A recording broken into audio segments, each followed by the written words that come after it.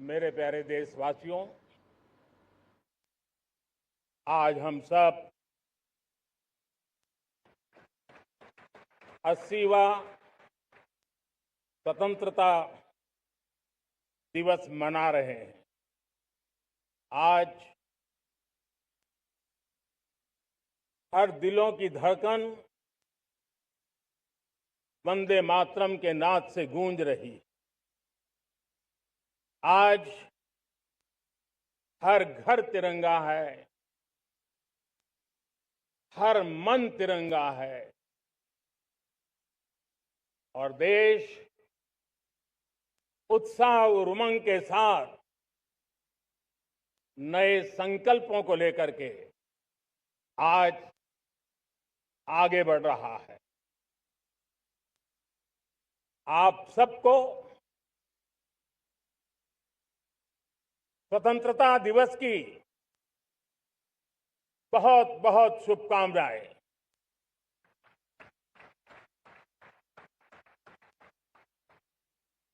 देश आज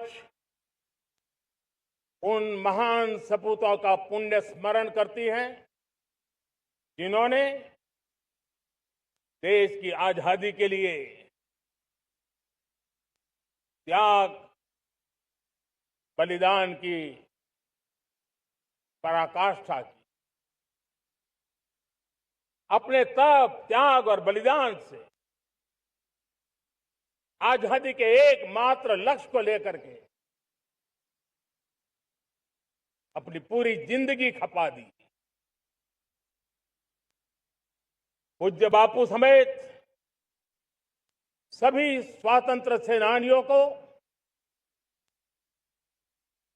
बलिदान की महान परंपरा जगाने वाले महान क्रांतिकारियों को आज मैं श्रद्धापूर्वक नमन करता हूं।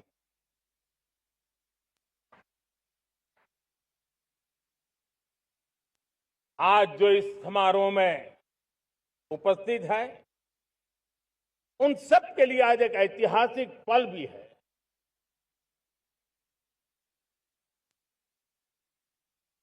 आजादी के बाद 15 अगस्त को लाल किले पर पहली बार वंदे मातरम गूंज रहा है।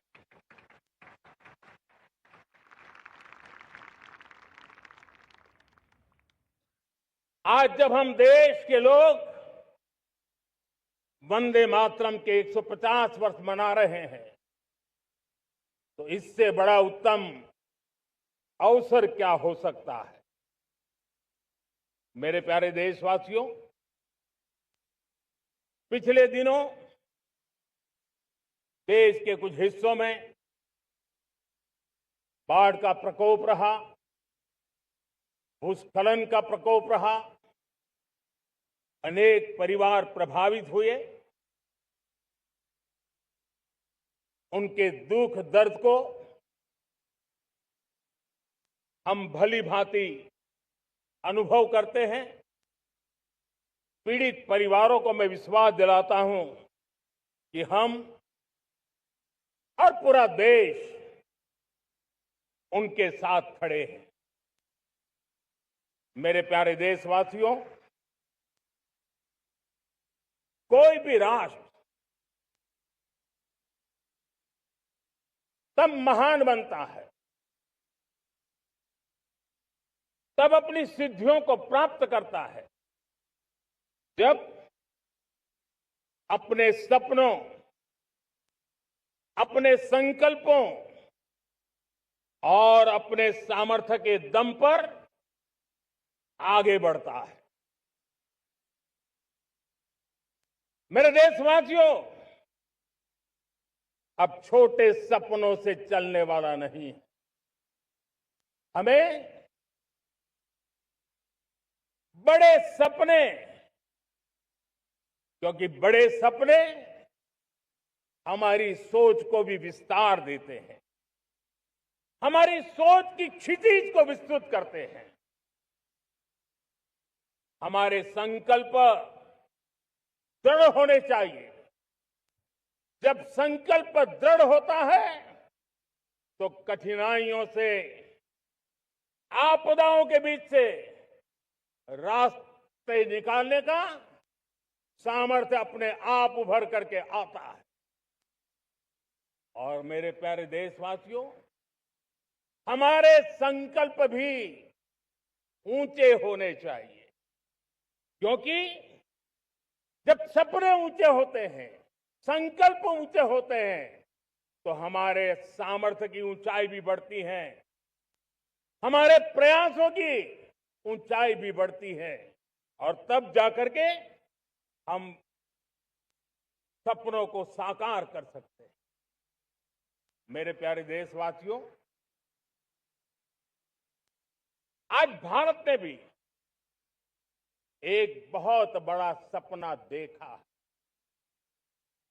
दृढ़ संकल्प के साथ देखा है,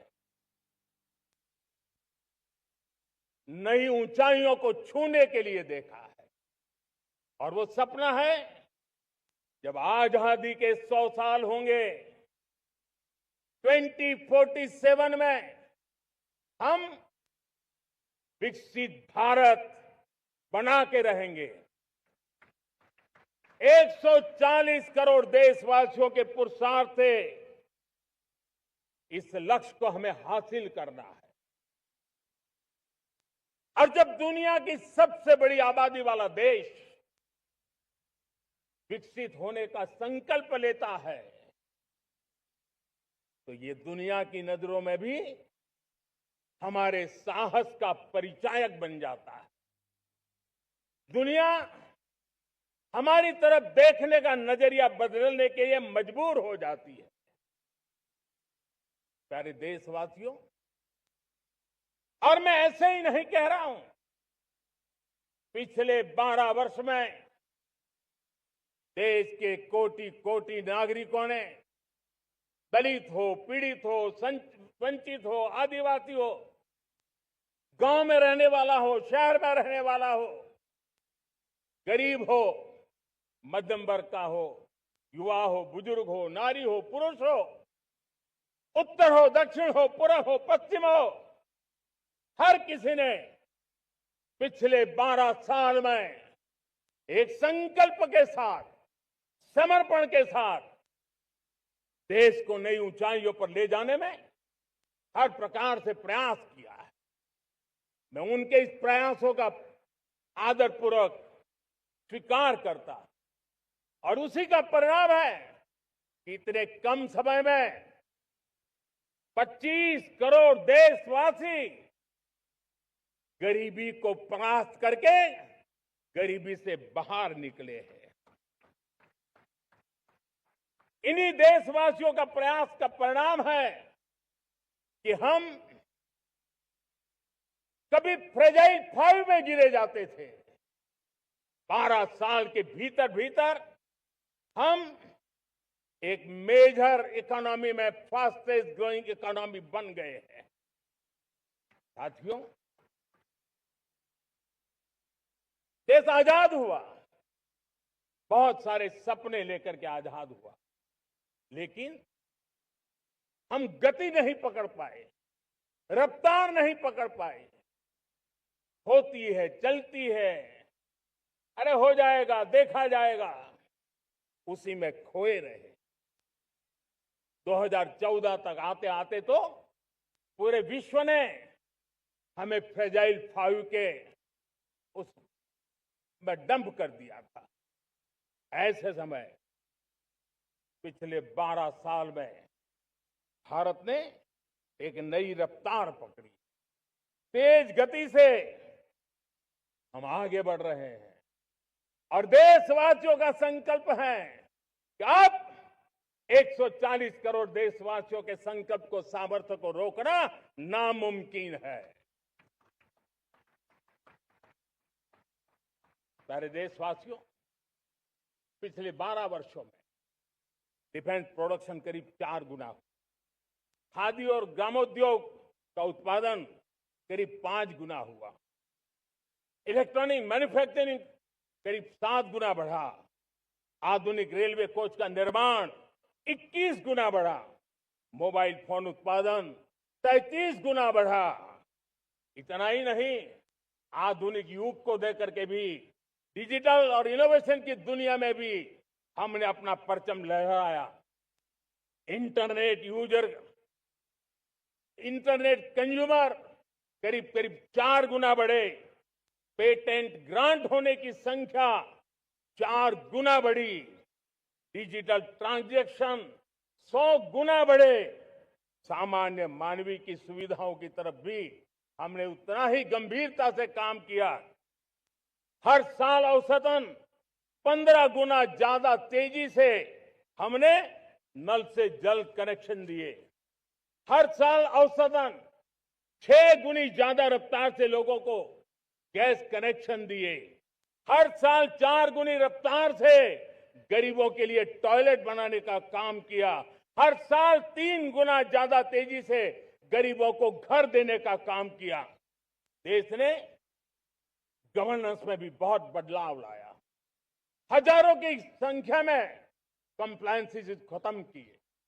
सैकड़ों की तादाद में पुराने कानून खत्म किए।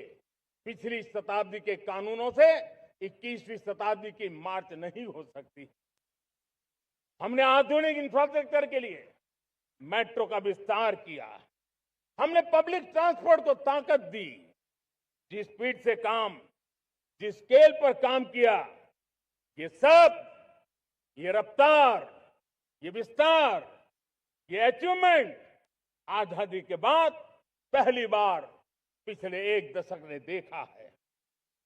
और जब इतनी सारी सिद्धियां हमारे सामने हो, इतनी तेज गति दिखाई देती हो, देशवासियों का सामर्थ्य पल पल प्रकट होता है, तब तो 2047 में विकसित भारत बनने का संकल्प कभी भी अधूरा नहीं रह सकता है।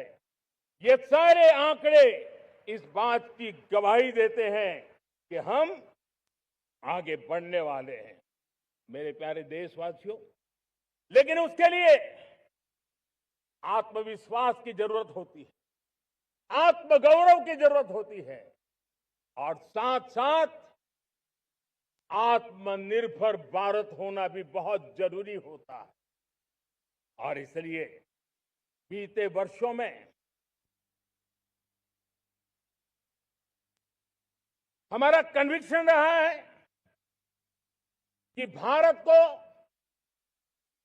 हमें अब दूसरे देशों पर निर्भर रह करके नहीं जीना चाहिए। हमें आत्मनिर्भर बनना चाहिए। दुनिया में बहुत कुछ मिलता है, सस्ता मिलता है, जल्दी मिल सकता है, लेकिन उससे हमारा सामर्थ्य तैयार नहीं होता, न हमारे सामर्थ्य की कसौटी होती है। और इसलिए हमें भी अपनी क्षमताओं को बढ़ाना है। अपने हितों की सुरक्षा हमें खुद को करनी है। और इसलिए आत्मनिर्भर भारत का संकल्प बहुत दृढ़ता के साथ हम लेकर के आगे बढ़ रहे हैं। मेक इन इंडिया, स्वदेशी, वोकल फॉर लोकल, इन सारे क्षेत्रों में आज हर भारतीय का मन जुड़ रहा है। मेरे प्यारे देशवासियों, मैं आपको एक उदाहरण देता हूं सेमीकंडक्टर का। देश आजाद होने के बाद विश्व में तो सेमीकंडक्टर की चर्चा हो चुकी थी, हमारे यहां भी बातें होती थी, लेकिन सेमीकंडक्टर का कोई बड़ा प्लान हम आगे नहीं बढ़ा पाए। और आज स्थिति क्या है? आज की डिजिटल दुनिया में, आज की टेक्नोलॉजी में चिप का महात्म्य हम समझते हैं। कोई भी इलेक्ट्रॉनिक गुड्स होगा, हमारे मेडिकल इक्विपमेंट होंगे, हमारे ट्रांसपोर्ट के रास्ते होंगे, हर किसी में चिप अनिवार्य है। और इस चिप के बिना दुनिया थम जाए ऐसी स्थिति पैदा हो। और इसलिए भारत ने आत्मनिर्भर होने की दिशा में अपना सेमीकंडक्टर प्लांट, बड़ा सेमीकंडक्टर प्लांट, 3 सेमीकंडक्टर प्लांट शुरू हो चुके हैं और मुझे बताया गया है कि वहां जो प्रोडक्शन हो रहा है वो एक्सपोर्ट होना शुरू हो चुका है। और मैं देशवासियों को कहना चाहता हूं, आने वाले 7-8 वर्ष में और 5, 7 या 8 सेमीकंडक्टर प्लांट बहुत ही जल्द शुरू होने वाले। ये आत्मनिर्भर भारत हमें विकसित भारत की दिशा में जाने का महामार्ग देता। मेरे प्यारे देशवासियों, वैसे ही एक चर्चा क्रिटिकल मिनरल की हो रही है। पूरी टेक्नोलॉजी क्रिटिकल मिनरल पर निर्भर है। भारत इसमें भी अपने आप को सुरक्षित करने में जुटा हुआ है। क्रिटिकल मिनरल का लक्ष्य साझा किया जाए। नेशनल क्रिटिकल मिनरल ये हमने लॉन्च किया। बजट में क्रिटिकल मिनरल कॉरिडोर की हमने घोषणा की है। कई देशों के साथ एग्रीमेंट हो रहे हैं। विश्व के कई देश अब इस क्रिटिकल मिनरल के विषय में भारत के पर भरोसा करने लगे हैं। मेरे प्यारे देशवासियों, जैसे सेमीकंडक्टर की बात हो, क्रिटिकल मिनरल की बात हो, वैसे ही जिस टेक्नोलॉजी की दिशा में हम जा रहे हैं, दुनिया जा रही है, उसमें एनर्जी का महत्व और बढ़ता चला जा रहा है। अब एनर्जी के बिना भी नई दुनिया को चलाना मुश्किल है और इसलिए हमें चिप हो, एआई हो, डेटा सेंटर हो, हमें बहुत बड़ी मात्रा में बिजली की जरूरत होगी। एनर्जी सिक्योरिटी ये हमारे समय की मांग है और इसलिए हमने पहले से ही उस दिशा में एक के बाद एक मजबूत कदम उठाए हैं। एनर्जी सिक्योरिटी का एक बड़ा माध्यम है परमाणु ऊर्जा, न्यूक्लियर एनर्जी। हमने पार्लियामेंट में शांति एक्ट पास कर करके एक नए लक्ष्य तरफ जाने का रास्ता तय कर लिया है। 2047 तक हम 100 गीगावाट न्यूक्लियर पावर का लक्ष्य लेकर के चल रहे हैं। इसी एक दशक में हम 5 नए न्यूक्लियर रिएक्टर शुरू करने का लक्ष्य लेकर के चल रहे हैं। इस वर्ष भारत ने फास्ट ब्रीडर न्यूक्लियर टेक्नोलॉजी में महारत हासिल करके एक अहम पड़ाव पार किया है और उसके कारण परमाणु ईंधन में आत्मनिर्भर बनने की दिशा में हमें एक बहुत बड़ा सफलता का कदम हमने रखा है। मेरे प्यारे देशवासियों, कई बार संसाधनों की कमी के कारण देश रुकता नहीं है, लेकिन रुकने का कारण सोच की सीमाएं होती हैं। जब सोच बंध जाती है, सीमाओं में सड़ने लग जाती है, तब हम अपने सामर्थ्य को भी पहचान नहीं पाते हैं। देश को आज कच्चे तेल पर निर्भर रहना पड़ रहा है और हमारी गलत सोच के कारण है। आप जान के हैरान हो जाएंगे, हमने समुद्री तट पे 99% हमारा समुद्री तट का पूरा हिस्सा ऐसी सोच के कारण नो गो एरिया घोषित करके रखा था। हमने ही समंदर के अंदर जाकर के एक्सप्लोरेशन न करने का निर्णय कर लिया था। ये सोच का दारिद्र्य था। हमने फैसला किया ये नहीं चल सकता। हमने उस 99% को, जो कभी नो गो एरिया हुआ करते थे, हमने उसको गो अहेड एरिया के रूप में खुला कर दिया है।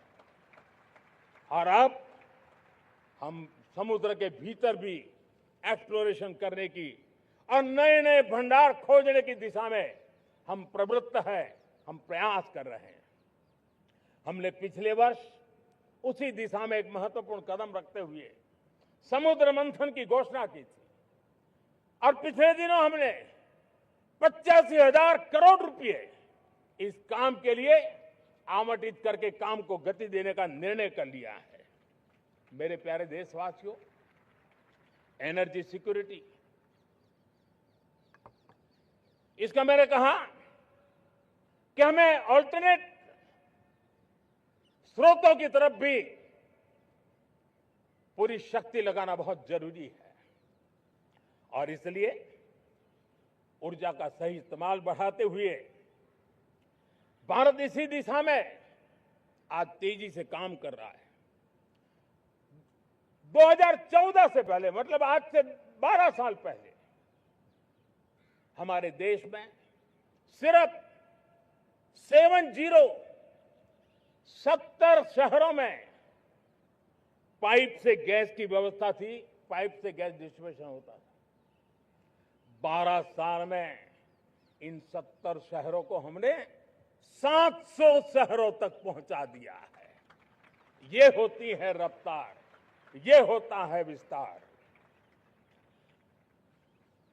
2014 के पहले मुश्किल से 20-22 लाख घरों में पाइप से गैस पहुंचता था।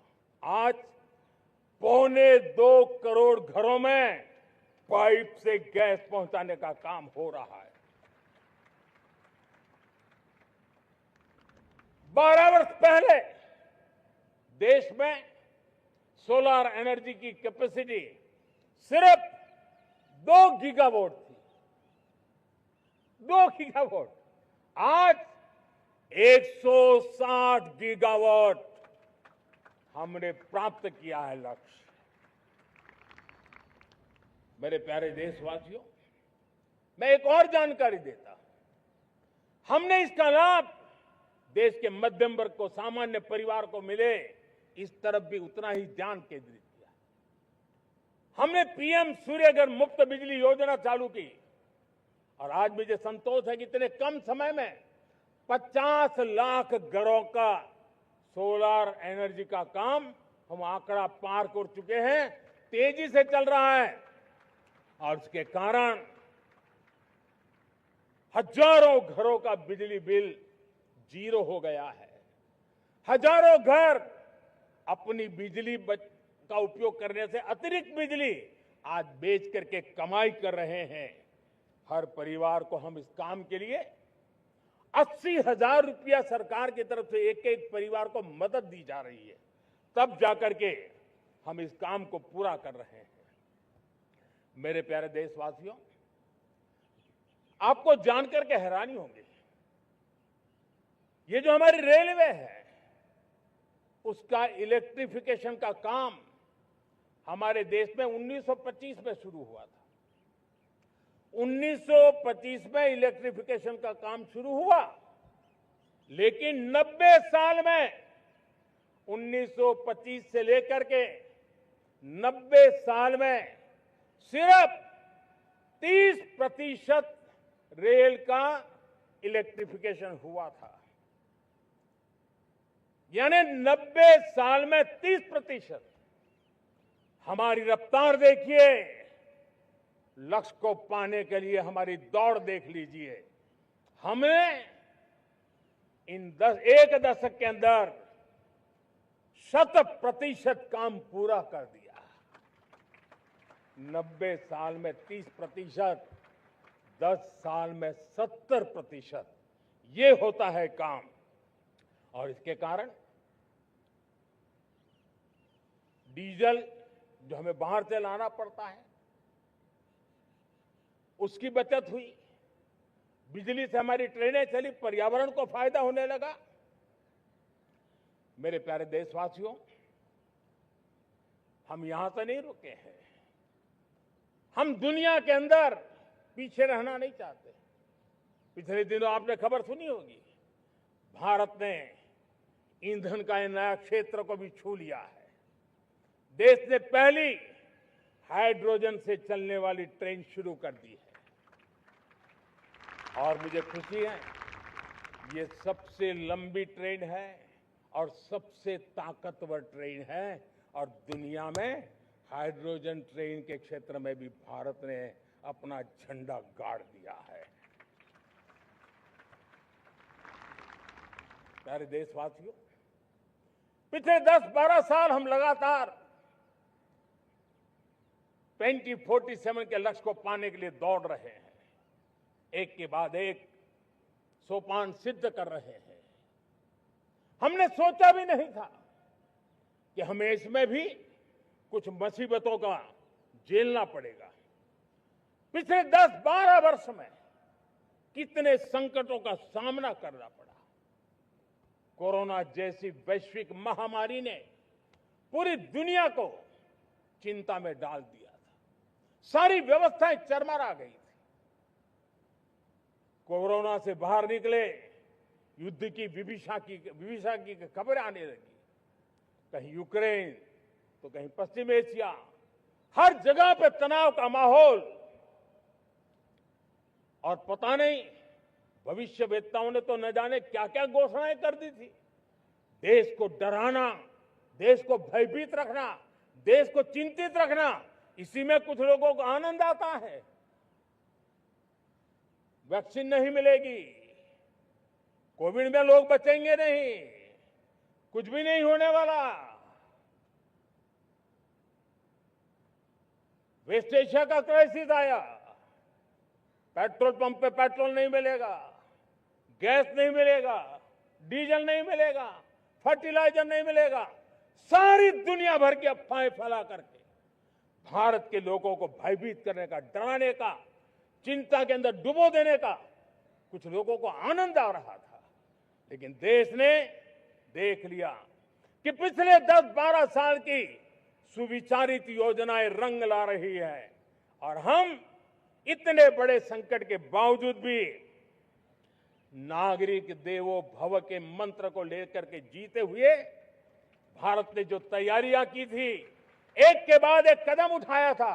सोचा नहीं था कि संकट आएगा, लेकिन उस संकट के समय में ये सारी चीजें काम आ गई और आज देश में गैस भी है, पेट्रोल भी है, यूरिया भी है।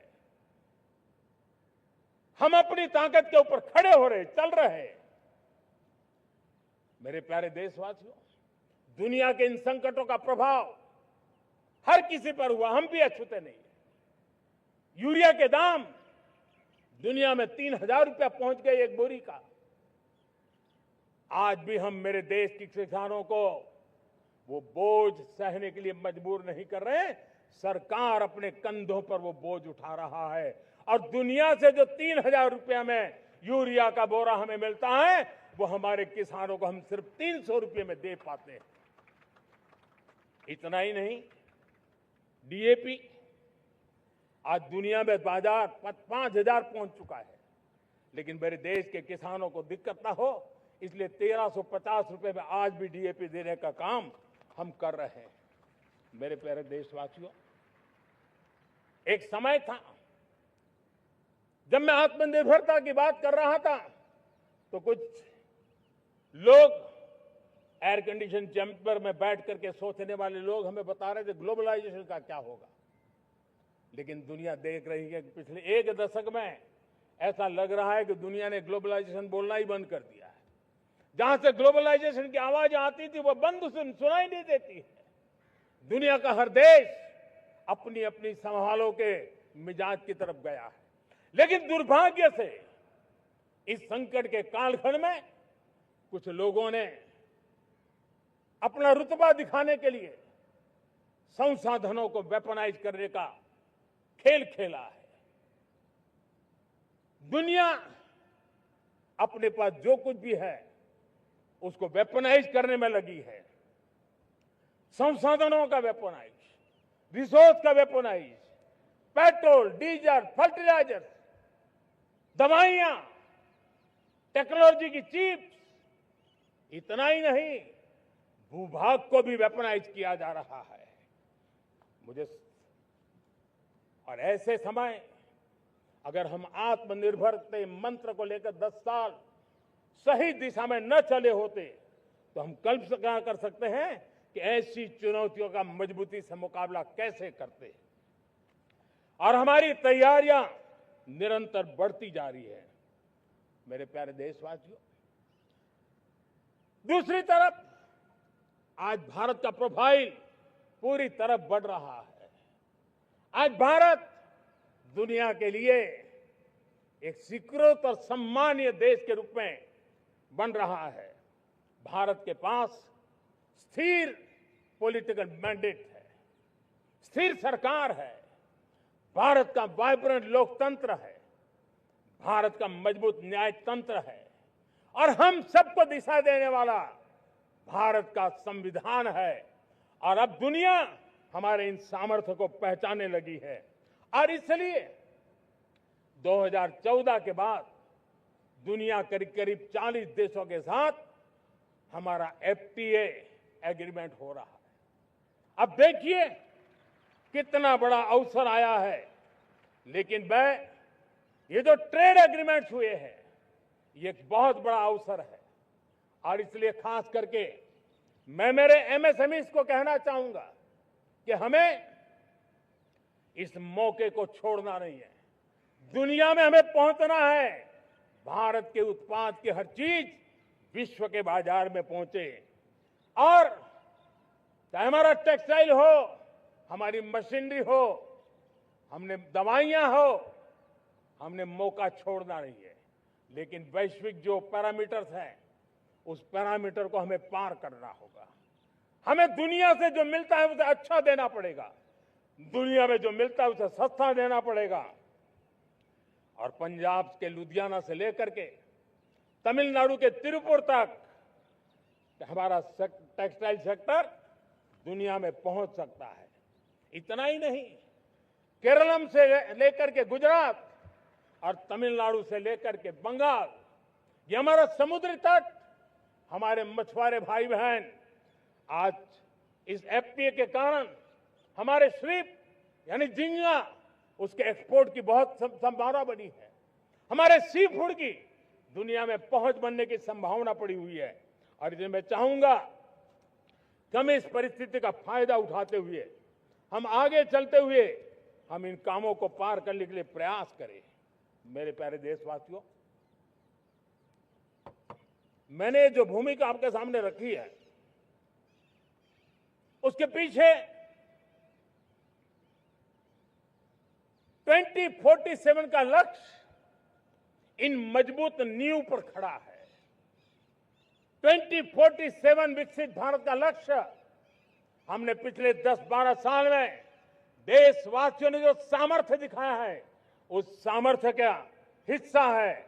और इसलिए मेरे प्यारे भाइयों बहनों, सदी का 1/4 हिस्सा बीत चुका है और अगला 1/4 हमारे लिए अत्यंत महत्वपूर्ण है। अब हम रुक नहीं सकते हैं, हमारी गति नहीं रुक सकती है, हमारी दिशा तय हो चुकी है, हमें प्राप्त करके रहना है। और इसके लिए हमें अपना वर्क कल्चर बदलना होगा। हमारे वर्क कल्चर को बदलते हुए हमें हमारी सोच को भी बदलना होगा, हमें हमारे काम की गति को भी बदलना होगा। जो काम पिछले 5-7 दशक में नहीं हुए हैं वो काम हमें आने वाले 5-7 साल में करने हैं। और मेरा भरोसा है मेरे देश की युवा शक्ति पर, मेरे देश के नौजवानों पर, मेरे देश की माताओं को बहनों पर, मेरे देश के किसानों पर, मेरे देश के मजदूरों पर कि हम इस सपने को साकार कर सकते हैं। और इसलिए हमें रिफॉर्म की गति को भी आगे बढ़ाना है। और जब मैं रिफॉर्म की बात कर रहा हूं, रिफॉर्म नहीं हमारे लिए कोई कंपल्सन है, नहीं रिफॉर्म ये हमारे के लिए कोई बजबड़ है। हमारे लिए रिफॉर्म ये कन्विक्शन है। आउट ऑफ कन्विक्शन हम रिफॉर्म एक्सप्रेस पर चल पड़े हैं और हम आने वाले दिनों में भी नेक्स्ट लेवल रिफॉर्म की ओर बढ़ने वाले हैं। और इसलिए सरकार, समाज, उद्योग, उत्पादक, किसान, हर किसी ने अपनी ट्रेडिशनल व्यवस्थाओं में रिफॉर्म करना पड़ेगा, सोच में रिफॉर्म करना होगा, अपने लक्ष्यों को रिफॉर्म करना होगा। और इसलिए मेरे प्यारे देशवासियों, हमें एक निश्चित दिशा में को लेकर के चलना होगा। मैं आज उस युग को भी याद करना चाहूंगा जब देश भारत का सामर्थ्य सप्त सिंधु के रूप में हम जानते थे, हम समझते थे, हम सुनते थे। अब विकसित भारत बनाने के लिए हमें नई धारा चाहिए। आज लाल किले की प्राचीर से मैं देश के सामने शक्ति की सप्त धारा का आह्वान करता हूं। आने वाले 5-7 साल में जो पिछले 5-7 दशक में नहीं हुआ, वो सप्त धारा के सामर्थ्य से, शक्ति से हम देश को नई ऊंचाई, नई गति देंगे और नए लक्ष्यों को पार करने वाला सामर्थ्य देंगे। और इसके साथ साथ देश की युवा शक्ति का सामर्थ्य का भरपूर राष्ट्र निर्माण में उपयोग होगा, उनकी शक्ति जोड़ी जाएगी। आने वाले दिनों में जब मैं सप्तधारा की बात करता हूं, सप्तधारा की पहली शक्ति है मैन्युफैक्चरिंग पावर। मेरे प्यारे देशवासियों, हमें मैन्युफैक्चरिंग सेक्टर को बहुत आगे बढ़ाना होगा और प्रोडक्शन बढ़ाने के साथ साथ हमें छोटे छोटे पुर्जे भी बनाने हैं और बड़े बड़े प्रोडक्ट भी बनाने हैं। पूरा वैल्यू चेन हमारा होना चाहिए और उसे लेकर के चलना। हमें कंपोनेंट भी चाहिए और हमें कंप्लीट मैन्युफैक्चरिंग भी चाहिए, कंप्लीट प्रोडक्ट भी चाहिए। डिजाइन से लेकर मैन्युफैक्चरिंग तक भारत को ग्लोबल सप्लाई चेन का भरोसामंद केंद्र बनना होगा। इसके लिए मैं 3 चीजों पर विशेष जोर देना चाहता हूं। मैन्युफैक्चरिंग के क्षेत्र में जो मेरे भाई बहन हैं, ये समय का ये अवसर है, इस अवसर को जाने मत दें। और इसके लिए हमें कॉस्ट, क्वालिटी और स्केल, इसके विषय में वैश्विक मानदंडों से खरा उतरना पड़ेगा। हमारी फैक्ट्रीज कॉम्पिटिटिव हो, हमारे प्रोडक्ट्स यूजर फ्रेंडली हो, हमारा पैकेजिंग दुनिया के लोगों को लुभावने वाला हो, आकर्षित करने वाला हो, हमारा जीरो डिफेक्ट प्रिसिजन मैन्युफैक्चरिंग, ये हमारी पहचान बनना चाहिए। हर मैन्युफैक्चरर, हर एंटरप्रेन्योर, हर एमएसएमई से मैं कहना चाहता हूं, ग्लोबल मार्केट में हमारी पहचान विश्वसनीयता और गुणवत्ता के आधार पर होनी चाहिए। क्वालिटी के संबंध में नो कॉम्प्रोमाइज, और इसलिए हमारा मंत्र क्वालिटी, क्वालिटी, क्वालिटी होना चाहिए। यही हमारा ग्लोबल ब्रांड वैल्यू बनेगा। मेरे प्यारे देशवासियों, इस सप्तधारा की दूसरी शक्ति है कृषि और फूड प्रोडक्शन, फूड प्रोसेसिंग। हमें इस दिशा में आगे बढ़ना होगा। हमारे किसानों ने, अब दुनिया के बाजार खुल चुके हैं, एफपीए के कारण हमें एक बहुत बड़ा मार्केट मिल रहा है। हमें वहां पहुंचना है, हमें उस जगह को हाथ लगाना है। हमें खेत से लेकर एक्सपोर्ट मार्केट की ओर जाना होगा। हमारे पारंपरिक खान पान हो, हमारे मिलेट्स हो, हमारे मसाला हो, हमारे फल हो, फूल हो, क्या कुछ नहीं है हमारे पास, वो ग्लोबल ब्रांड्स बनने चाहिए। हमारे किसान केमिकल फ्री खेती को बल देंगे, दुनिया में इनकी मांग और बढ़ने वाली है।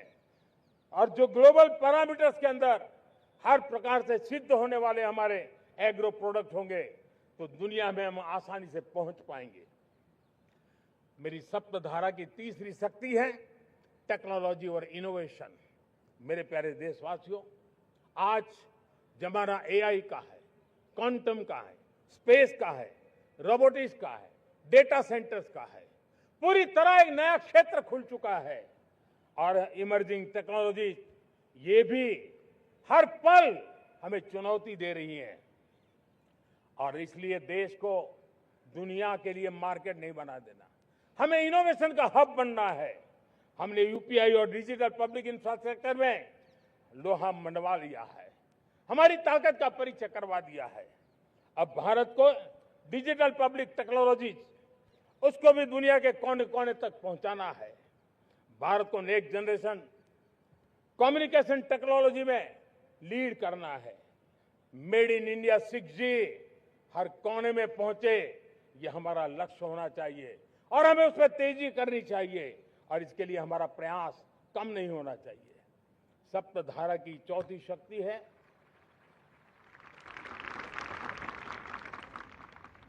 गति शक्ति। ये गति शक्ति देश के अंदर सीमलेस फास्ट कनेक्टिविटी पर हमें बल देना होगा। शहरों को हाई स्पीड रेल से हमें जोड़ना होगा। मॉडर्न हाईवे चाहिए, इनलाइन वाटरवेज चाहिए, एयरपोर्ट चाहिए, मल्टी मॉडल लॉजिस्टिक की व्यवस्था चाहिए। हमें पोर्ट्स को सिर्फ सामान उतारना चढ़ाने की जगह नहीं, दुनिया के शिप्स आकर के लंगर हो जाए इतना नहीं, हमें हमारे पोर्ट्स को पोर्ट लेड डेवलपमेंट ग्रोथ की दिशा में हमें आगे बढ़ना होगा। हमारी पांचवी शक्ति है सप्तधारा की, वो है रक्षा शक्ति। और ये रक्षा शक्ति का महत्व हर प्रकार से है। मेरे प्यारे देशवासियों, डिफेंस में आत्मनिर्भर होना अब भारत ने अनुभव कर लिया, दुनिया ने अनुभव कर लिया है, इसके बिना कोई चारा नहीं है। विश्व जब अपनी अपनी ही सोच रहा है, तब भारत विश्व के लिए बाजार बन करके नहीं रह सकता है। हमें डिफेंस के क्षेत्र में आत्मनिर्भर होना होगा। Next generation defence technology develop करके हमें ग्लोबल सप्लायर बनने की दिशा में हमें लक्ष्य लेकर के चलना है। हमें ड्रोन, काउंटर ड्रोन सिस्टम को विकसित करना होगा और हाइपरसोनिक डिफेंस टेक्नोलॉजीज, उस पर हमें लीडरशिप लेनी होगी। साथियों, साइबर सुरक्षा भी आज हर घर के लिए एक समस्या बन रही है। वो भी एक रक्षा का क्षेत्र है जिसमें हमारे युवाओं की जो सामर्थ्य है, उस सामर्थ्य का उपयोग हम देश के और दुनिया के लिए कर सकते हैं।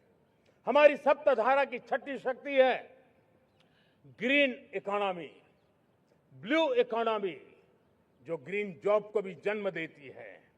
हमें green hydrogen, renewable energy, energy storage, green mobility, green manufacturing in global scale हमें पा करके रहना है। हमें दुनिया जब ग्लोबल वार्मिंग की चर्चा करती रहती है, हम रास्ते खोजते रहते हैं, हम समस्याओं का समाधान दे रहे हैं और भारत ये ग्रीन मूवमेंट का बहुत बड़ा सामर्थ्य लेकर के चलिए। भारत के पास ब्लू इकोनॉमी के लिए भी बहुत बड़ा अवसर है। बहुत बड़ा लंबा हमारा कोस्ट लाइन है। ब्लू इकोनॉमी के लिए बहुत बड़े अवसर है। फिशरीज है, कोस्टल टूरिज्म है, ओशन टेक्नोलॉजी है। ऐसे कितने ही क्षेत्र हैं जिसमें हम आगे बढ़ सकते हैं। मेरे प्यारे देशवासियों, भारत सप्तधारा की जब बात करके लेकर चला है, तब हमारी सातवीं धारा है और दुनिया के लिए इसका अपना भी एक महत्व है और वो है भारत का सॉफ्ट पावर। भारत के सॉफ्ट पावर की ताकत है। आज योग ने पूरी दुनिया को भारत के साथ जोड़ के रखा हुआ है। योग दुनिया के लिए एक ऊर्जा बनता जा रहा है, भारत के लिए विश्वास का बड़ा कारण बनता जा रहा है। जिस भारत के पास आस्था के केंद्र हो, जिस भारत के पास आयुर्वेद हो, जिस प्रकार से भारत के पास होलिस्टिक हेल्थ केयर की व्यवस्था हो, हील इन इंडिया का मूवमेंट हो, हम दुनिया के अंदर हमारे सामर्थ्य को लेकर के जा सकते हैं। हैंडीक्राफ्ट हो, संस्कृति हो, हमारी फिल्में हो, हमारा क्रिएटिव वर्ल्ड हो, वीएफएक्स हो, हमारा एनिमेशन हो, हमारी गेमिंग हो, डिजिटल कंटेंट हो, क्रिएटिव वर्ल्ड के अंदर भारत अपना रुतबा दिखा सकता है। हमने उसको वैश्विक सामर्थ्य के रूप में विकसित करना होगा। आज भारत ने वेव समिट को एक बहुत बड़ी ताकत दी है। दुनिया धीरे धीरे भारत का ये जो world audio visual and entertainment summit है, उसकी राह देखता रहता है और वो भारत के सॉफ्ट पावर को, भारत के क्रिएटिव दुनिया को परिचित करेगा। मेरे प्यारे देशवासियों, भारत के पास विशाल वन्य संपदा है। हमारे पास 100 से ज्यादा नेशनल पार्क है, क्षमता बहुत है, लेकिन विदेशी टूरिस्टों को आकर्षित करने में हम कम पड़े हैं। हमें मौका है हमारे सॉफ्ट पावर के माध्यम से दुनिया के टूरिस्टों को भारत के लिए आकर्षित करने का। हमारा सामर्थ्य में दुनिया को दिखाना है। हम ये काम आरा से करें और हम जल्द से जल्द हम इन लोगों आज दुनिया में स्पोर्ट्स की जो है वो भी एक बहुत बड़ा भारत के प्रति आकर्षण का केंद्र। दुनिया के स्पोर्ट्स इवेंट भारत में क्यों ना हो। कॉन्स्टेंट इकोनॉमी बहुत बढ़ रही है, देश के नौजवानों का आकर्षण है। विश्व का हर कोई कलाकार चाहता है कभी न कभी भारत की धरती पर अपना कॉन्सर्ट करे। ये एक बहुत बड़ा अवसर है, हमें इसको मोबिलाइज करने के लिए व्यवस्थाएं खड़ी करनी होगी। साथियों, सप्तधारा की इन 7 शक्तियां उद्देश्य सिर्फ एक सेक्टर में प्रगति करने का नहीं है। एक होलिस्टिक अप्रोच के साथ हमें राष्ट्र को जो लक्ष्य लेकर के हम चल रहे हैं, जो एम्बिशन लेकर के चल रहे हैं, उस स्केल को हमें पार करने की दिशा में काम करना है। मेरे प्यारे देशवासियों, कुछ चीजें मैंने बताई हैं, लेकिन मैं इससे भी आगे सोचता हूं। मैं जरा देश को झकझोरना चाहता हूं। मैं देश की शक्ति को भी झकझोरना चाहता हूं। देश यानी सिर्फ सरकार नहीं होती है, देश यानी हर नागरिक जुड़ता है। क्या हम सोच नहीं सकते कि फॉर्च्यून 500 की चर्चा तो बहुत सुनते हैं, आने वाले एक दशक में इन फॉर्च्यून 500 में 50 कंपनियां भारत की क्यों न हो, ये लक्ष्य हमारा क्यों न होना चाहिए। आज बैंकिंग सेक्टर फल फूल रहा है। दुनिया की टॉप बैंक के अंदर भारत की बैंक का झंडा भी क्यों न फहरता हो। भारत की बैंक भी टॉप बैंक 5 बैंक में भारत की भी एक बैंक होनी चाहिए। भारत की फार्मा की दिशा में हमने बहुत काम किया है, लेकिन समय की मांग है कि दुनिया की 5 बड़ी फार्मा कंपनियों में भारत की भी 1-2 फार्मा कंपनियों का नाम गूंजना चाहिए। भारत उसमें अपना स्थान बनाना चाहिए। लॉ फर्म्स होते हैं, रेटिंग एजेंसी होती है। क्या समय की मांग नहीं है कि ग्लोबल लीडरशिप अब हमारे हाथ में होनी चाहिए। टैलेंट है, सामर्थ्य है, हमारा लंबा इतिहास भी है, भाषाओं पर हमारा प्रभुत्व है। हमें विश्व में पहुंचना चाहिए। हमारी कोई कंसल्टिंग फर्म, अकाउंटिंग फर्म दुनिया के टॉप फर्म्स के अंदर क्यों नहीं होनी चाहिए। भारत की टेक्नोलॉजी कंपनियां दुनिया के अंदर सिरमौर हो, यह हमारा लक्ष्य होना चाहिए। हमारे ऐसे ब्रांड हो जिससे दुनिया आकर्षित होती हो। हमारे ब्रांड हमारे देश की पहचान हो और विश्व के लिए एक डेस्टिनेशन बन जाए, उस दिशा में हमें काम करना है। और इसके लिए मैं राज्य सरकारों को कहना चाहता हूं, मैं स्थानिक स्वराज की संस्थाओं को कहना चाहता हूं, भारत सरकार का भी यह दायित्व है कि हमें हमारे रिफॉर्म की गति बढ़ानी होगी। हमें 2047 के लक्ष्य के अनुरूप हमारी व्यवस्थाओं को विकसित करना होगा। हमें बीते हुए काल के नीति नियमों से नहीं चल सकते, हमें आने वाले सपनों के हिसाब से नीति नियमों को गढ़ना होगा। और इसको अगर हम पढ़ेंगे तो मुझे पूरा विश्वास है और मैं देशवासियों को भरोसा देता हूं, इसी रास्ते मेहनत में कोई कमी न करते हुए हम विकसित भारत का सपना पार करके रहेंगे। हमें सबको मिलकर के चलना है। केंद्र सरकार हो, राज्य सरकार हो, इंडस्ट्री हो, हम सब ने मिलकर के आगे बढ़ना है। हमें रिफॉर्म्स करते रहना है, रिफॉर्म्स को आगे बढ़ाते रहना है। और मैंने पहले भी कहा था, हम रिफॉर्म कंपल्सन से नहीं, कन्विक्शन से कर रहे हैं, लक्ष्य को प्राप्त करने के लिए कर रहे हैं। मेरे प्यारे देशवासियों, जब मैं विकसित भारत की बात कर रहा हूं, देश को तेज गति से आगे बढ़ाने की बात कर रहा हूं, उसका सबसे बड़ा लाभार्थी कौन है? इन सारे प्रयासों का सबसे बड़ा साधक कौन है? अगर साधक है तो मेरे देश का युवा है, मेरे देश की युवा शक्ति है। विकसित भारत की यात्रा में युवाओं की बहुत बड़ी भूमिका है। इतना ही नहीं, विकसित भारत का सबसे बड़ा लाभार्थी भी मेरे देश का युवा है। और इसलिए हमें विकसित भारत के लक्ष्य को युवाओं के साथ जोड़ करके आगे बढ़ाना है। युवाओं हमारी सर्वोच्च प्राथमिकता के साथ हमें आगे बढ़ना है।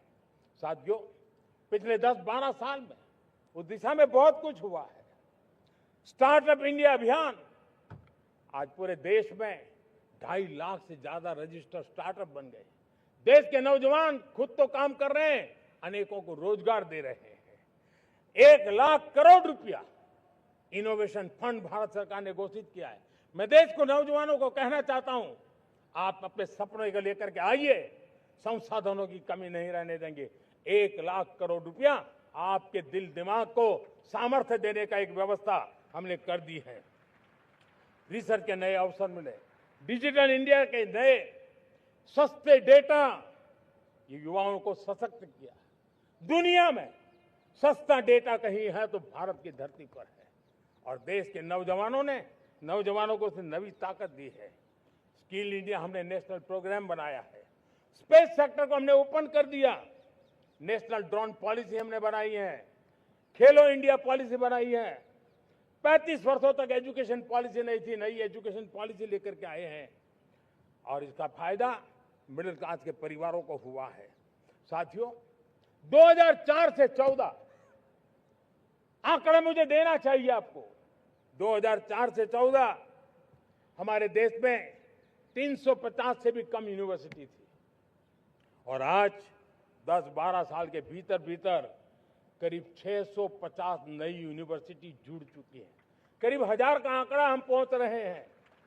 2014 के पहले मेडिकल की सिर्फ 400 सीटें हुआ करती थी, आज करीब 850 सीटें मेडिकल की हो रही है। इतना ही नहीं, अब विदेशी यूनिवर्सिटी भी भारत की धरती पर आ रही है।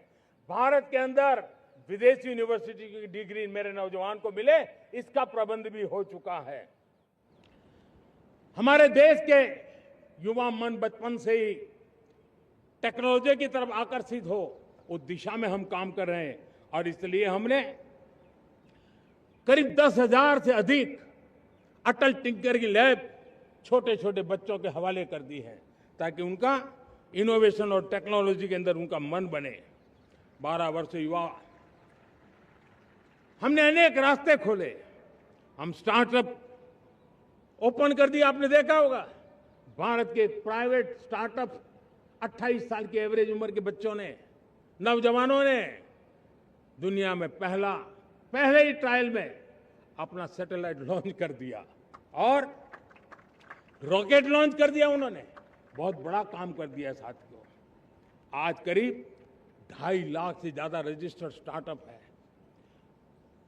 हमने पिछले दिनों एआई इंपैक्ट समिट किया था। एआई का विस्तार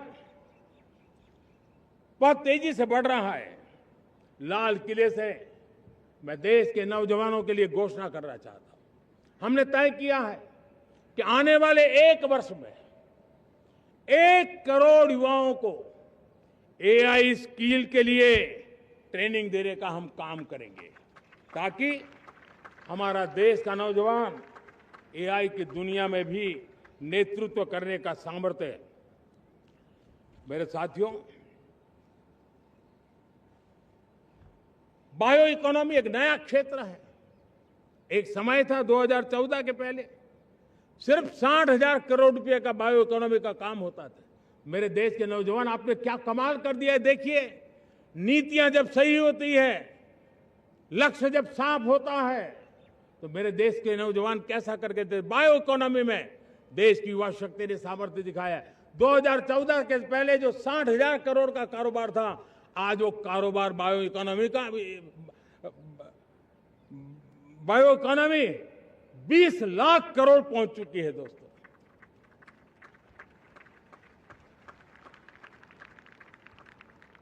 दो 2009-10 का कालखंड था, सिर्फ 25 लाख इलेक्ट्रिक व्हीकल हमारे देश में बिके थे। 1.5 लाख इलेक्ट्रिक व्हीकल बिके थे 2009-10 में। 1.5 लाख इलेक्ट्रिक व्हीकल। इस 25-26 में 25 लाख इलेक्ट्रिक व्हीकल बिके हैं। मेरे प्यारे देशवासियों, एविएशन सेक्टर भी मेरे नौजवानों के लिए बहुत तेजी से आगे बढ़ रहा है। नए एयरपोर्ट, नए रूट, नए नए रोजगार के अवसर बना रहे हैं। मेंटेनेंस, ओवरहॉलिंग, इसके भी कारण देश में बहुत बड़ी मात्रा में स्किल मैन पावर को काम मिल रहा है। मेड इन इंडिया हवाई जहाज बनाने की दिशा में हमने सफलता पाई है। Made in India defence transport aircraft C295 already अपनी उड़ान भर चुका है, सफल उड़ान भर चुका है। ये देश के नौजवानों के लिए, मेरे साथियों, ड्रोन ने भी बहुत बड़ा काम किया है। स्वामित्व योजना, गांव में ड्रोन से स्वामित्व योजना सफल हो रही है। करीब 3.25 करोड़ परिवारों को स्वामित्व योजना का लाभ मिला है और इसके कारण 140 लाख करोड़ रुपए जैसी संपत्ति अनलॉक हुई है, जिसके कारण बैंक से लोन मिल सकता है, लोग अपना कारोबार कर सकते हैं। मेरे प्यारे देशवासियों, हमारे मध्यम वर्गीय परिवारों के सामने एक बहुत बड़ा बोझ बन चुका है कोचिंग क्लासेस की स्पर्धा। हर माँ बाप को लग रहा है कि कोचिंग क्लास में बच्चे को नहीं भेजा तो हम प्रतिष्ठित परिवार नहीं है। इन गरीब और मिडिल क्लास परिवारों की हम चिंता करते हुए हजारों करोड़ रुपए का उनका खर्च है वो भी बचे, बेटे भी अपने आसपास रह सके, उनकी देखभाल हो सके, परिवार पर आर्थिक बोझ न आए। और इसलिए हमने युवाओं के लिए विभिन्न परीक्षाओं की फ्री ऑनलाइन कोचिंग हमने करने का निर्णय किया है। डिजिटल पब्लिक इंफ्रास्ट्रक्चर है, हमारे पास उत्तम टैलेंट है, टीचर्स हैं, उन संसाधनों को जोड़ करके हम देश के नौजवानों को फ्री कोचिंग देने का एक पूरा नेटवर्क हम खड़ा करने वाले हैं। मेरे प्यारे देशवासियों, मैं हमेशा कहता आया हूं, जो खेले वो खिले। जब मैं खेले वो खिले की बात कर रहा हूं, तब मेरे प्यारे देशवासियों, आज भारत खेल की दुनिया में अपनी जगह बना रहा है। अब खेल के पोडियम में भारत का राष्ट्रगीत सुनाई देता है, भारत का राष्ट्रगान सुनाई देता है, भारत का तिरंगा झंडा लहराता दिखाई नजर आ रहा है। टॉप्स योजना ने बहुत बड़ी सफलता पाई है। खेलो India games, university games, winter games, beach games, sports infrastructure, sports के लिए कोचिंग, स्पोर्ट्स मेडिसिन, स्पोर्ट्स के लिए न्यूट्रिशन, इन सारे विषयों में भारत अब महारत करने की दिशा में आगे बढ़ रहा है। नौजवानों के लिए पूरा नया क्षेत्र, खिलाड़ी न बन सके तो उसकी सपोर्ट सिस्टम में भी बहुत बड़ा क्षेत्र खुल रहा है। स्पोर्ट्स की दुनिया में भारत का प्रदर्शन बेहतर होता रहा है और हम 2036 में ओलंपिक के मजबूत दावेदार बनकर के आगे बढ़ रहे हैं और 2030 में कॉमनवेल्थ गेम्स को भारत होस्ट करने वाला है। और मेरे साथियों, दुनिया में जो ओलंपिक की खेल होते हैं, करीब 40 प्रकार के गेम होते हैं और करीब 350 साढ़े 350 स्पर्धाएं होती हैं ओलंपिक में। और आपको जानकर के दुख होगा मेरे देशवासियों, मेरे नौजवानों, मैं आपको चुनौती देता हूं, मैं आह्वान करता हूं, मैं आपकी मदद चाहता हूं। 350 जितने स्पर्धाओं में भारत 2/3 खेलों में कहीं होता ही नहीं, हमारी मौजूदगी नहीं होती, हम क्वालिफाई नहीं होते हैं। हमने तय किया है कि 2036 में जो ओलंपिक होगा, हम चाहते हैं कि वो भारत में हो, लेकिन 2036 में जिन विधाओं में आज भारत खेलता नहीं है, जिन विधाओं में भारत क्वालिफाई नहीं करता है, जिन स्पर्धाओं में भारत ने छोड़ के रखा है, 3/4 हिस्सा हमारे इंतजार कर रहा है। भारत उस पर बल देगा और इसके लिए हम टैलेंट हंट का एक अभियान भी चलाना चाहते हैं। हमें अगर 2036 के लिए खिलाड़ी चाहिए तो आज जो 5 साल, 10 साल, 15 साल की उम्र के नौजवान हैं, बेटे हैं, उनके तरफ ध्यान देना होगा, उन बेटियों पर ध्यान देना होगा। और इसलिए 5 से 15 उम्र के बच्चों में खेल प्रतिभा ढूंढने के लिए गांव-गांव, शहर-शहर, स्कूल-स्कूल एक टैलेंट हंट का अभियान चलाया जाएगा। बच्चों की प्रतिभा को देखा जाएगा और फिर उनको स्पेशल ट्रेनिंग दे करके देश के लिए खेलने वाले अच्छे खिलाड़ी बनाए जाएंगे। मेरे प्यारे युवा, देश के सामने, देश के नौजवानों के सामने नशा एक बहुत बड़ा संकट बनता जा रहा है। नशा मुक्त भारत ये हम सबका सामूहिक दायित्व होना चाहिए। हमारे उज्जवल भविष्य के लिए हमारी युवा पीढ़ी मजबूत हो, हमारा युवा सामर्थ्य हमारे देश के लिए काम आए, इसलिए नशा मुक्त भारत। पिछले दिनों माय भारत के वॉलंटियर्स ने, देश के एनजीओ ने, देश के सामाजिक सांस्कृतिक संगठनों ने, देश के आध्यात्मिक पुरुषों ने मिलकर के नशा मुक्त भारत का 100 सप्ताह का एक कार्यक्रम तय किया है। 100 सप्ताह तक एक अभियान चलने वाला है। मैं हर परिवार को कहना चाहता हूं कि आप भी इस अभियान का हिस्सा बने, आप इसके साथ जुड़िए और देश के नशा मुक्त भारत के सपने को पूरा करने के लिए आप आगे आइए। मेरे प्यारे देशवासियों, 21वीं सदी में दशकों पुरानी जो चुनौतियां हैं, उन चुनौतियों को खत्म करना बहुत अनिवार्य है। नक्सलवाद, माओवाद लाखों युवाओं के भविष्य को तबाह कर दिया, अनेक माताओं के दूधमल नौजवानों को छीन लिया, बर्बाद कर दिया, हर मां बाप के सपनों को चूर चूर कर दिया। इस नक्सलवाद ने 4 दशक तक हिंदुस्तान के बहुत बड़े हिस्से को, बहुत बड़ी आबादी को दबोच करके रखा था, बंदूक के नोक पर दबोच करके रखा था, संविधान की धज्जियां उड़ा दी थी और देश के सामान्य नागरिकों की रक्षा में 3,500 से ज्यादा हमारी पुलिस के, सुरक्षा बल के जवान शहीद हो गए। युद्ध के अंदर जितने सैनिक मरते हैं, उससे ज्यादा हमारे पुलिस जवानों को जान की बाजी लगानी पड़ी ताकि देश के सामान्य मानवी को सुरक्षा मिले।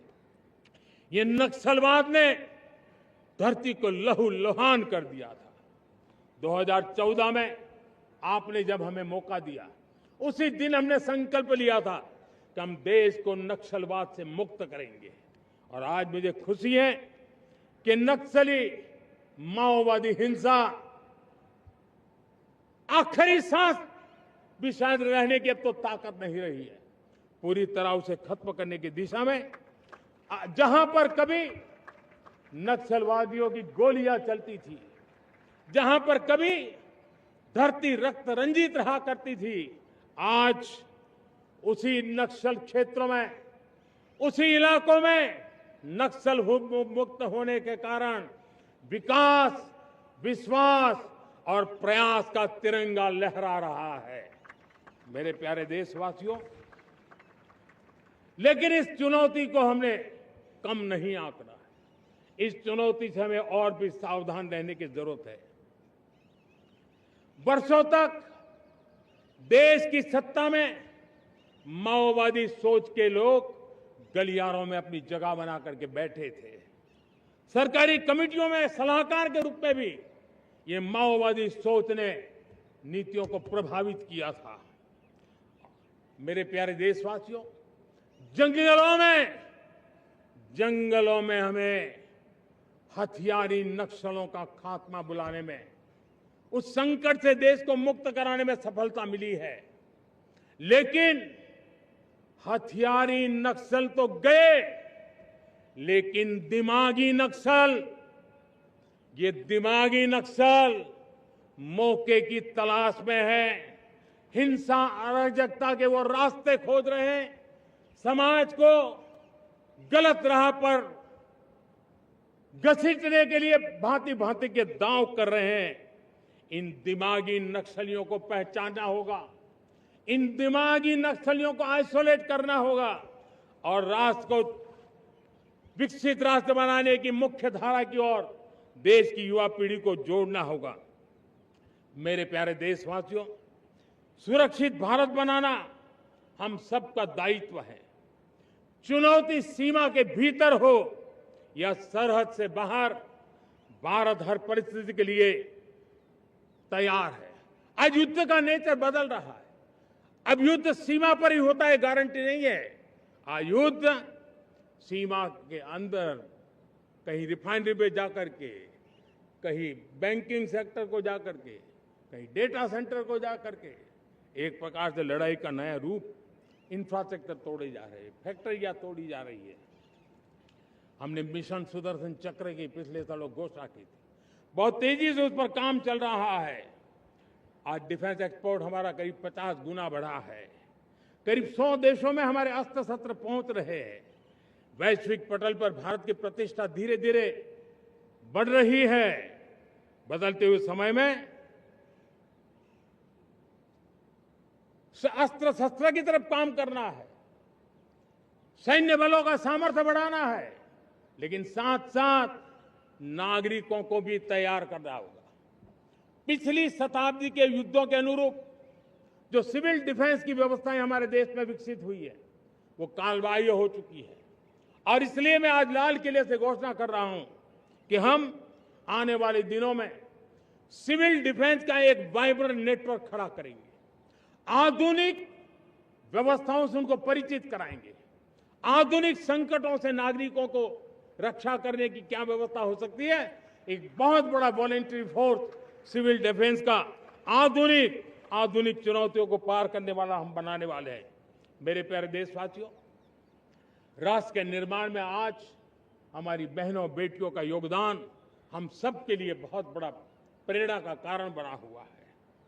फाइटर जेट हो या सिविल एविएशन, हमारी बेटियां सबसे आगे दिखाई दे रही है। खेलकूद का मैदान हो, हमारी बेटियां आगे दिखाई दे रही है। स्टेम एजुकेशन में भर्ती होने की प्रक्रिया हो, सबसे ज्यादा हमारी बेटियां आगे दिख रही है। आज सेना में भी एनडीए से जो बच्चियां निकली हैं, वो बड़े रौब के साथ देश की सेना का नेतृत्व करने का सामर्थ्य दिखाने लगी है। मेरी बेटियों की ताकत कैसी है। मैं पिछले दिनों साणंद में एक सेमीकंडक्टर प्लांट में गया, वहां आदिवासी बेटियां, देश के अलग अलग कोने से आई हुई बेटियां काम कर रही थी। वो उस गांव से आई थी जिन्होंने पासपोर्ट क्या होता है पता तक नहीं था।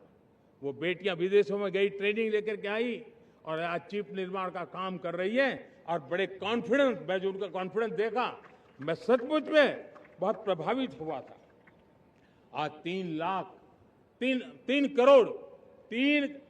3 करोड़ बहनों को हमने लखपति दीदी बनाने का लक्ष्य तय किया था, उसको पार कर लिया।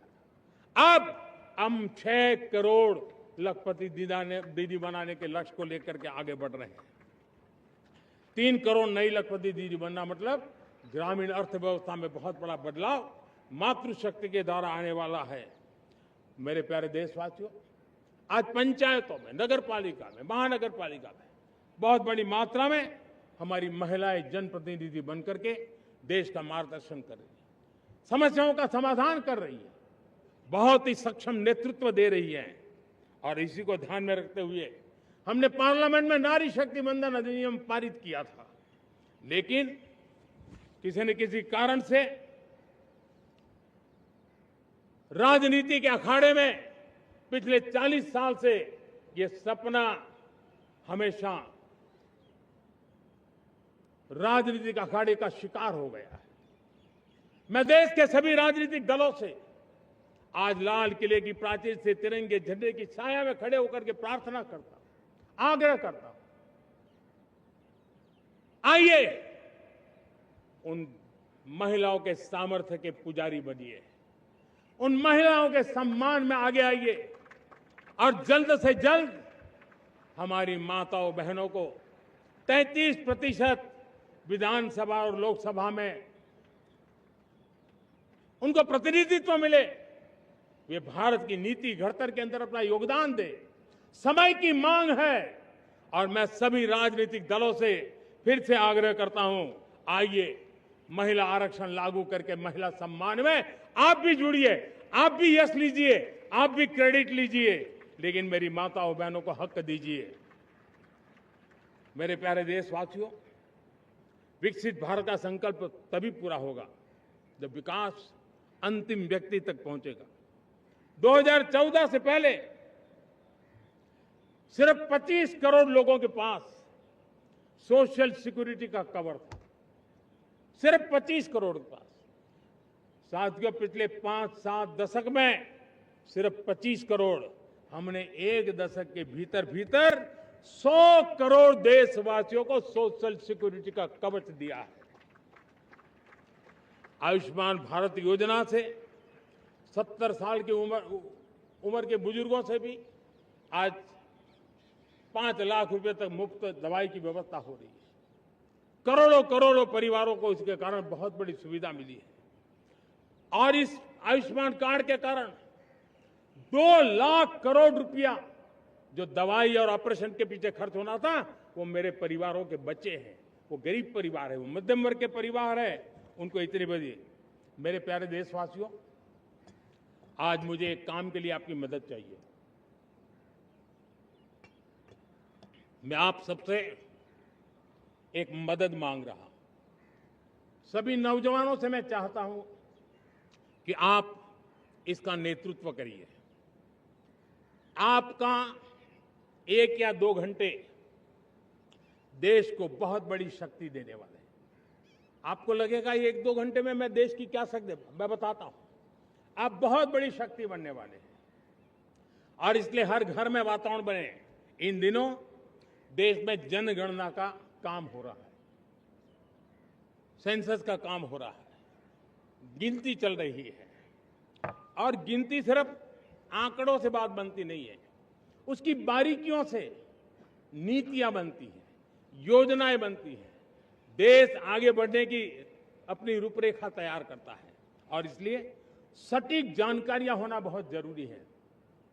कभी कभी जो सरकार की तरफ से प्रतिनिधि आते हैं वो इतनी जल्दी में होते हैं, कभी स्पेलिंग एक लिख देते हैं, कभी अलग लिख देते हैं और इसके कारण अल्टीमेट परिणाम हमें सही मिलने में दिक्कतें आती हैं। अब जब टेक्नोलॉजी अवेलेबल है और इस बार निर्णय किया है, आप स्वयं भी जनगणना में अपनी जानकारियां अपने मोबाइल फोन से भर करके दे सकते हैं।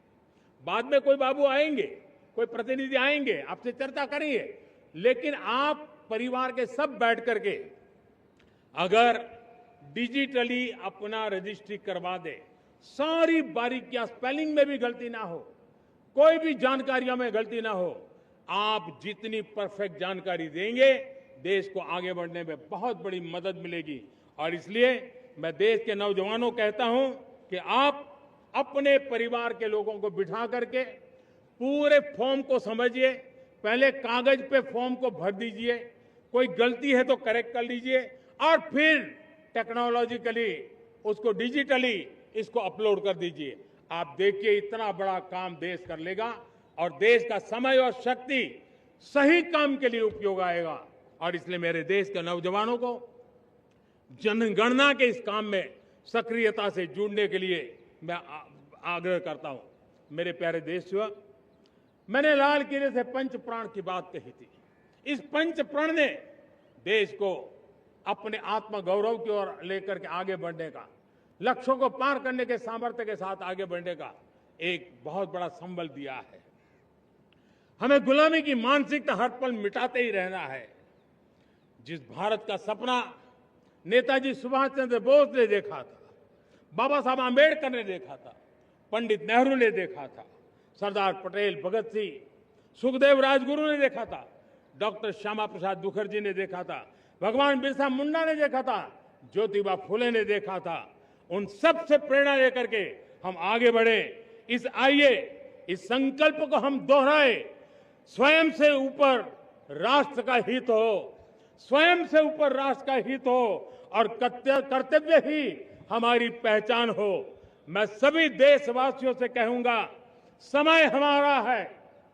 मैं सभी देशवासियों से कहूंगा, समय हमारा है, अवसर हमारा है, संकल्प हमारा है। आइए सपनों को संकल्प बनाए, संकल्प को सामर्थ्य बनाए और सामर्थ्य को सफलता में बदल के रहें। आइए हर कदम को विकास का कदम बनाएं, कदम से कदम मिलाएं, मन से मन मिलाएं, लक्ष्य से जुड़े रहे, एक दीप से जले दीप हजारों, आओ मिलकर विकसित भारत बनाए। इसी एक भावना के साथ इस मंगल पर्व पर आप सबको अनेक अनेक शुभकामनाएं। मेरे साथ बोलिए, भारत माता की, भारत माता की, भारत माता की, वंदे वंदे वंदे।